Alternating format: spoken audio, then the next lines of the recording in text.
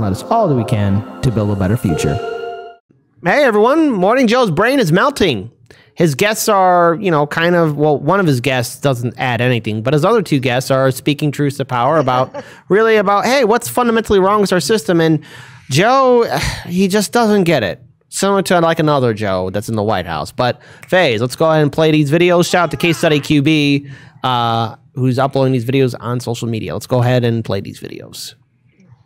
Value in doing a deal with getting 10 Republicans. I mean, if you had to make an argument for the value of that, what would it be? I mean, the value is that you can claim, I guess, if it's going to make Joe Manchin and Kyrsten Sinema feel better, that you actually involve Republicans. I think it's ridiculous. You have a mandate for a reason. Joe Biden doesn't the Democrats don't just have a mandate, but they have a very special, specific mandate because after the election is over, the people in the state of Georgia, which was ostensibly a red state until 15 weeks ago, said, yeah, we want to make sure that Democrats can go big and go bold. So I don't see why any of the Republicans' concerns need to make a difference at all under any circumstances. They don't negotiate in good faith. But I'll also say this, and I think it's a ridiculous argument on the part of Manchin and Sinema and anybody else, any other sort of conservative Democrats.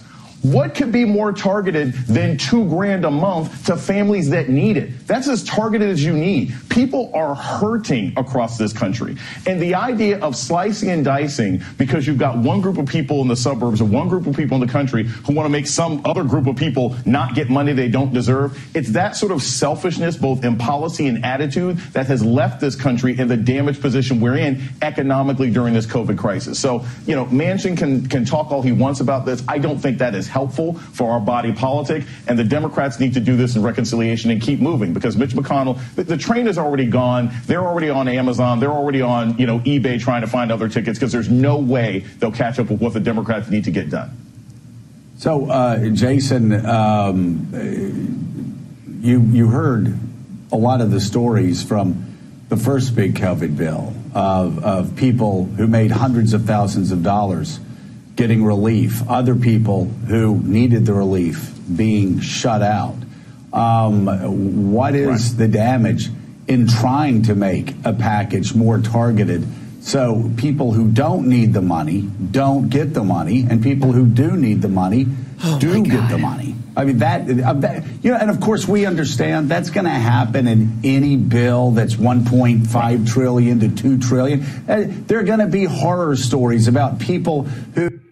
Okay, so real quick, before we play the next video, what I want everyone to understand, what good old Morning Joe was saying was, okay, well, we want to make sure that some people get the money and certain other people don't get the money. So, what that kind of wording is it's going to leave an opening spot for especially those that are really struggling, potentially not getting that money at all. I mean, already we're seeing the Biden administration go back and forth and flip-flop on the fact that we're still waiting for our $2,000 stimulus check. Not $1,400, not $1,000, not $600, $2,000 for every single American. That was a promise that they made. They said it. A promise is a promise. I mean, maybe I'm old-fashioned for believing in that. Maybe I'm foolish for believing in that. But, just after hearing the news, what happened to some of our fellow colleagues, and now seeing this crap, it's just like, again, Morning Joe, come on.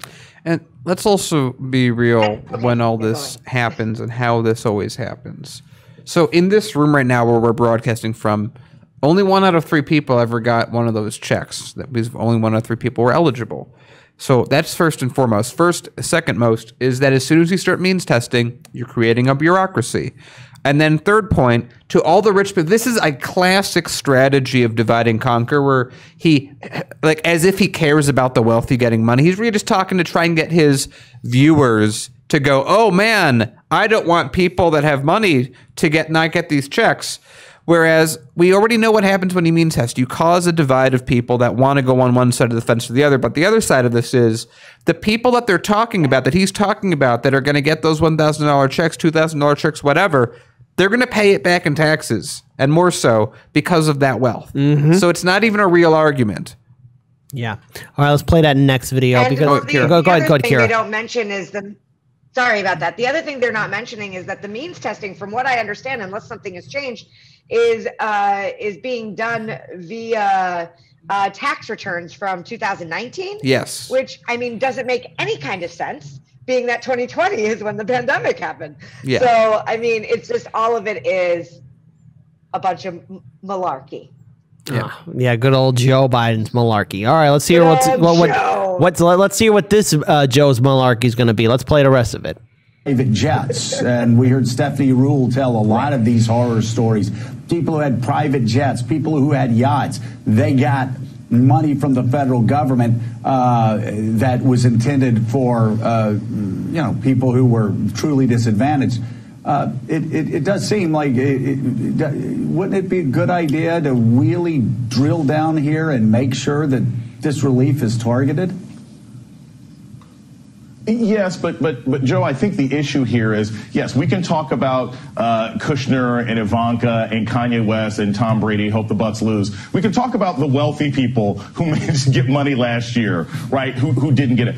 We can also talk about the fact that large numbers of minority businesses got almost no money out of the previous package. But I also think that that was a result of Republicans in the Senate and that current administration, that they weren't paying attention to how the money was being distributed, that they didn't cross all the T's and dot the I's. I don't have as much of a concern in this administration about that level of graft as I do in the last one. And I also think, quite frankly, that, look, Ossoff and Warnock owe their positions to telling their constituents $2,000 checks are coming. If you want to show that you are a party of strength, or if you want to show that you are strong and bold in your agenda, as the previous administration was, you don't start off by cheating people. You start off by giving people exactly what was promised in the two most important seats that you just got that allowed you to have your majority. So, again, I don't think if you want to argue about minimum wage, $15 versus $11, obviously those are people who haven't had to live on a minimum wage anytime recently, but I don't think that any compromise on the flat dollar amount and the desperate need that families have for it, I don't think that that should be caught up out of some concern that some celebrity is going to get some extra cash, because there's some people out there, regular people, who every single week, every single month that this is delayed or for ideological reasons, they're suffering, they're getting kicked out of their homes, they're starving, and they're in positions that they shouldn't be in. Agreed. All right, but hold on, guys and gals. Morning Joe's brain isn't fully melted yet. Daniel, you might like this second one. Okay. Because this second video, Joe is going to start reminiscing about the old days when people used to be gatekeepers, at least when the media used to be gatekeepers. Let's play that video. Kira, I hope you're sitting down, and I hope anyone who's right now upset about the recent demonetization of other independent media networks, here's what corporate media thinks. And just don't forget, YouTube favors the corporations and corporate media over independent content creators. Let's play that video. I'm concerned about the growing deficit, the growing debt. You and I have talked about it over the past 20 years. I think I've been far more hawkish on it than you have. But still, you've written books about part of, concerning America's future, and you've talked specifically about growing debt. With that in mind, I'm curious what your thoughts are about this $1.9 trillion plan and efforts by Republicans to strike a compromise. Do you think a compromise needs to be struck, or do we need this $1.9 trillion cash infusion into the economy right now? We need an infusion. We do not need a $1.9 trillion infusion. I think it's in some ways a political symbol. I think it's also a learning of the wrong lesson from 2007 and 2008, where a lot of people concluded that what the Obama administration did was too modest. We're in a very different position here now. This is a very different kind of recession. You've seen all the reports. You've talked about them on the show from the CBO and elsewhere. The economy is going to come roaring back. So right now, what I would think we need targeted help for those for relief to get them through the next 6 or 9 months. What we do not need is massive stimulus. We've already got a debt that's more than 100% of our GDP. We want to keep some of our powder dry. Also, Joe, a word that hasn't been used a lot in recent years is inflation. Why do people think that the business cycle has somehow been erased from history? But this combination of low interest rates, of massive debt, massive stimulus, why do we think that the United States or the world is somehow immune from the possibility of inflation, which, among other things, could cause or lead the Fed to have to rethink its position on rates? And it could also, there could also be pressure on the dollar down the road. So I just think we need to take a pause and say, how much do we really need to navigate through the next 6 months? And my guess is we could do considerably less than 1.9 trillion. So, if I may. Go ahead. I must apologize real quick, too, in advance. That wasn't the media one. That was the deficit stimulus one. I got that a little too mixed up. So go ahead. Take it away, Daniel, and Kira will also have your commentary, too. Okay. So, Daddy Warbucks makes a bunch of very interesting points, all of which I disagree with. He's sure he doesn't have to worry about $15. He doesn't have to worry about if $12,000 more a year, if it's $1,000 a month or twice that means anything. He seems to be doing just fine where he is, doing whatever he's doing to get on TV. This is so funny. He's like, the lesson a lot of people said that was pretty obvious at the time with Obama was we should have done a little more. I disagree. I got tax cuts. Trump gave me tax cuts. Everything's perfect, and I'm very happy right now. But these poors out here, they should they really? I love that he said that 1.9 trillion is a symbolic number. For what? And what for is who? What is symbolic about 1.9? 420 is symbolic. There's a lot of other numbers that are symbolic. 1.9. Again, a Morning Joe is just a place you got to go when you want to have people tell you that you're not worth it. Yeah. Kira. Yeah. And I'm also really curious, just to kind of piggyback on what you were saying, Daniel, like, who is the economy going to come roaring back for exactly? I really doubt it is the people who were already struggling before all of this pandemic stuff happened. So he doesn't really expound upon that much. And again, just to bolster your point, is that it's probably because he isn't necessarily suffering either. A lot of times when you're not in it, it doesn't feel real. So that's kind of the issue there. And then, all of this talk of means testing is really, really insulting when you do, rewind yourself back to almost a year ago, when you look at how the CARES Act ended up transpiring. Kit, do you remember that report we did on my very short-lived Monday show on Hardlens or on HLM? Yeah. Where we talked about the analysis of the PPP. Yeah. I went back, I dug today, and I found that analysis again. Okay. Tell people what is going on. Yeah. So, basically over the 4-month time span that people were receiving $600 a week in unemployment from the federal government, that adds up to about $9,600 per recipient, per employee or ex-employee in that case. And I was like, gosh, I feel like I remember that analysis saying that per employee, the PPP cost about like $200,000 inside of that 4-month period. And I was like, no, there's no way that's right. Let me look it up. So here was that report again. And, I can send it to you guys because I kept it on my tabs on my computer.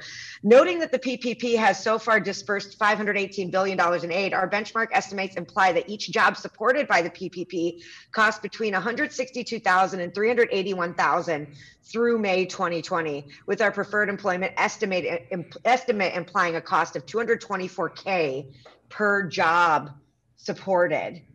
And so, I remember the CARES Act like getting pushed through with unanimous support, and everybody was super excited about it, and nobody was talking about means testing and figuring out transparency and all of these other things that could have been done.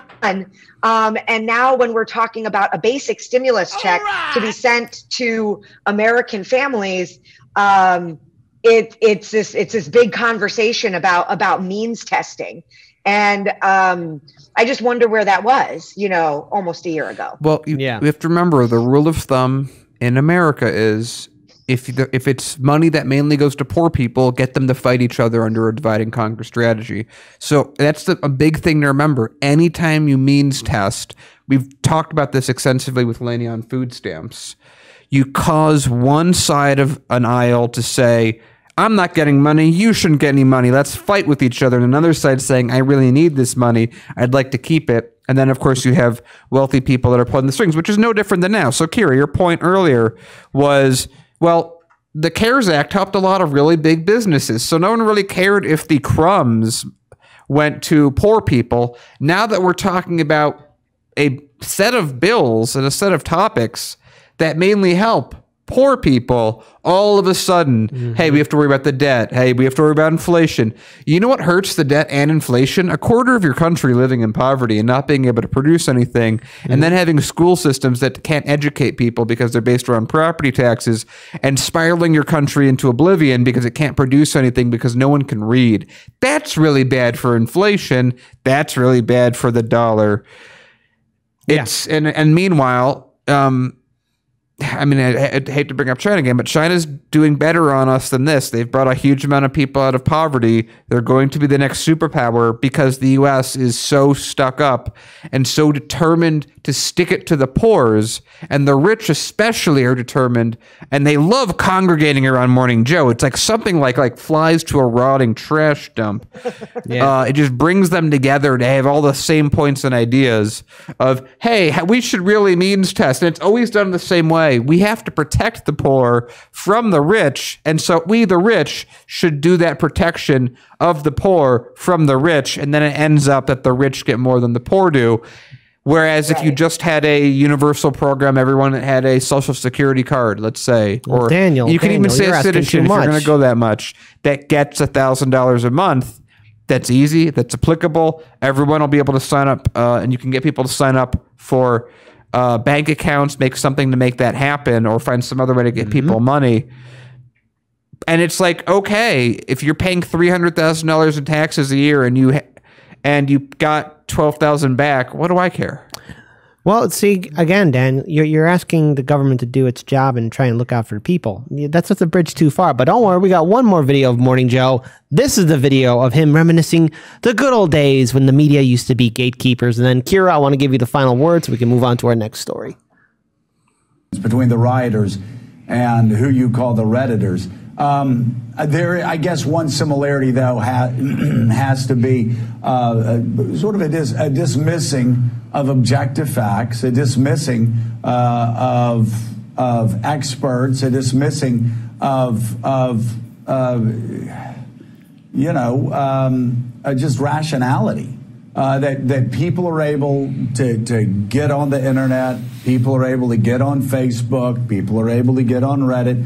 And there are no editors. You know, there was a time when you and I were growing up, you had 3 nightly newscasts and 3, 4, 5, 6 major national papers, and there were editors all over the place. And of course, we celebrated the fact that news and information spread, but that there are billions of outlets now, but part of the problem is that there are no editors. There is no one protecting people. Like, there's certain things. If I say certain things, Russiagate, war in Iraq, what? On this network, broadcast reporters can get sued. We'll be taken to court. You do it on the internet. Nobody gives a damn because the internet's been able no one to gives a damn on TV either. No one gives a damn. Pause it for 1 second. Yeah, go pause it, man. This guy's so full. I wanna everyone. There's 5 people on screen. Let's keep the 5 people on screen. Raise your hand if you didn't help the war in Iraq kill 500,000 people. Raise your hand if you didn't do that. Oh, wow. 2 people kept their hands down. It's the same people complaining about editorial oversight. Okay, I see how it is. Yeah, so there we go. All right, let's push play. Wait, can you pause one more time, too? Raise your hand if you didn't jump up and down like a horny kangaroo when Trump was on your show and you were slobbering out of your mouth wanting to be his vice president. Oh, yeah, raise your hand if you didn't do that. Kira, raise your hand if you didn't do that. There you go. Oh, the same people that are complaining about editorial oversight didn't raise their hands. Whoa. All right, let's play the rest of it, and I want to give Kira the final word. Where the tech companies have been able to make their own rules. Really? Yeah. We know. You're owned by a media company. It's a tech company. About the First Amendment. Comcast. And of course, Donald Trump is putting forward as a defense here his First Amendment rights. Can you imagine? They also have the Pisscock app. I mean, the Peacock app. Oops, I'm sorry. Chairman said, yeah, I was doing all this to disrupt the markets. Yeah, I think we can pause it right here, and this is a good clip to go with the end. But I just want to make the point on this. He lied right in front of us. He's like, tech company. He's owned by Comcast. That's a tech company that provides the infrastructure for the tech companies. What are you talking about? Well, Dan, he's a corporate media puppet who was, again, slobbering out of his mouth to become Trump's VP. Kira with the final word. Yeah, no, I was going to actually point out that exact irony, right? Like, there's nobody playing a gatekeeper. There's nobody editing any of this information. I'm like, actually, yeah, there is. Twitter and Facebook and YouTube are all doing it now, you know? And it's just that now there are more voices. There are more people that are able to say what it is they want to say and, you know, not essentially, you know, be edited, be gate kept, I guess, by those large corporations instead. And so it's like, where do you get off complaining? You know, I don't know. I do think censorship is a big issue. I think it's a big issue that the censorship comes from private corporations. It would be just the same issue as if it was coming from our government itself. And, you know, there are certainly things that we can do to protect ourselves from that without handing the keys to the kingdom to these private corporations. Yep. But we're not doing those things. So I just want to throw into all this that it's always worse, even though the government can do some really bad stuff. Like we talk about liens, that's a whole separate category. But it's always better to get a parking ticket than to get towed. And here's another thing that's what we talked about right at the beginning of the show that isn't even factored in. There's way more stability in old media because we've already just seen from earlier. Like imagine this scenario in Morning Joe. Mika says something that's very bad and somehow so objectionable that one editor you're talking about comes down on her. What happens? She probably gets called into an office. She's admonished, and then she leaves. That's the scenario. What happens to a YouTuber in that same sort of scenario with YouTube? Their channel's gone. And so imagine, Joe, it's a hard scenario to imagine, but let's imagine your editor, every time that Mika says something that's a little too objectionable, NBC disappears. The offices go away. All the people working there are now out of a job. Every regional branch is shut down. I'd say that's a lot stronger of an editorial oversight. Yeah. Also, another thing, very important to mention in all this, you know what I think is the most relevant editor? The people watching your show. Yep. You have no connection to the people that watch Morning Joe. I bet you couldn't name a string of people that watch the show every day that aren't your already existing close personal friends. But we do. We know our people, and we know that if we screw up on something and we don't apologize for it or we don't correct ourselves, there's going to be consequences immediately by your own version of the free market. If we say something that people don't like, we will lose patrons, we'll lose viewers, we'll have a diminished reputation. Things will happen that we will feed back on immediately, whereas Morning Joe can be all for the Iraq War. And Russiagate. And they keep getting paid. And then they get to complain about other people having less editorial oversight than them. Yep.